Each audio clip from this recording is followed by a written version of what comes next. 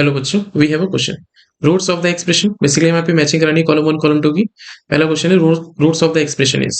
तो एक्सप्रेशन हमारे पास गिवन है, we have 2 sin square theta plus sin square को ओपन कर देंगे, 2 sin थीटा cos थीटा में स्क्वायरिंग करेंगे तो ये हो जाएगा 4 sin square theta and cos square theta is equal to 2 common लेके डिवाइड करा देंगे।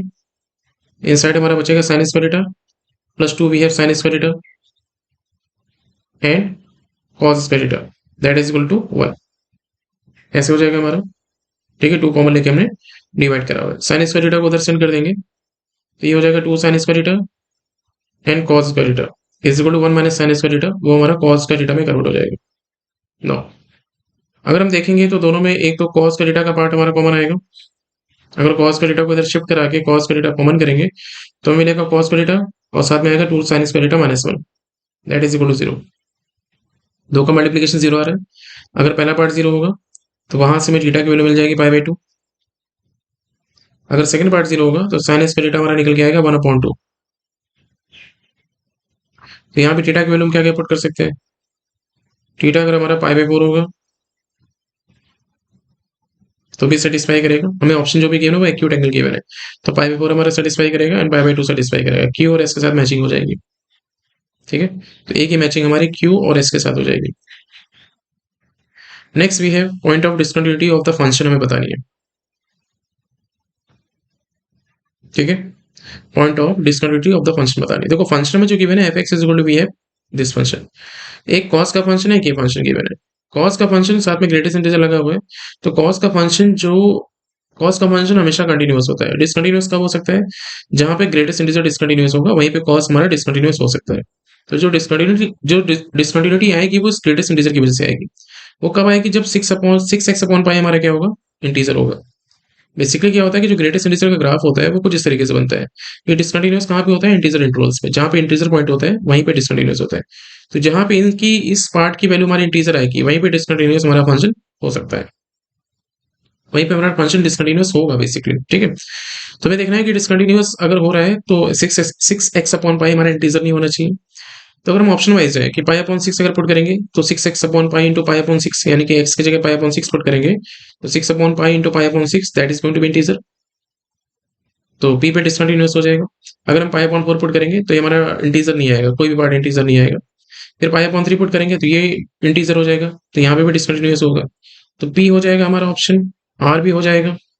π/2 पुट करेंगे तो उस केस में क्या होगा, ये इंटीजर हो जाएगा, तो s भी हो जाएगा हमारा। अगर पाई पुट करेंगे तो पाई के केस में दोनों इंटीजर हो रहे हैं हमारे, तो t भी हो जाएगा हमारा।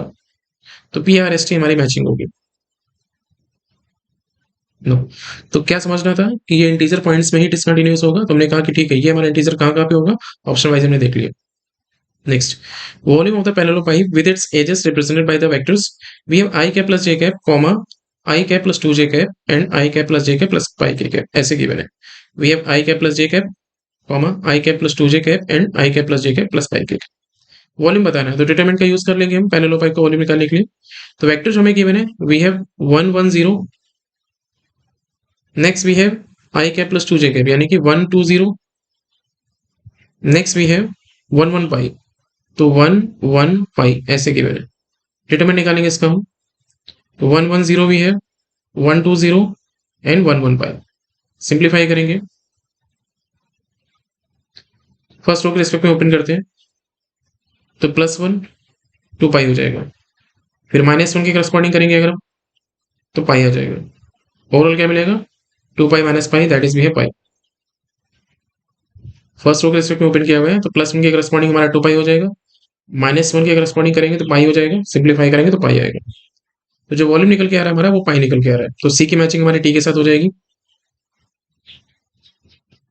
अब इसके अकॉर्डिंग अगर ऑप्शन हम देखेंगे तो वी है ए की मैचिंग क्यू एस के साथ हो रही है, बी की मैचिंग हमारी पी आर एस टी के साथ हो रही है एंड सी की मैचिंग हमारी टी के साथ हो रही है। तो third must be the correct option, यानी कि डी की मैचिंग हमारी आर के साथ होनी चाहिए।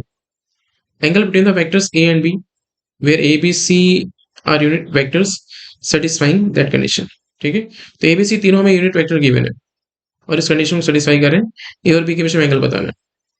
तो व्हाट वी कैन डू, हम लिख सकते हैं A plus B that is equal to -√3। अच्छा, ये अंडरस्टूड है कि ये सारे वेक्टर है हमारे, सिंबल हम यूज करें या ना करें।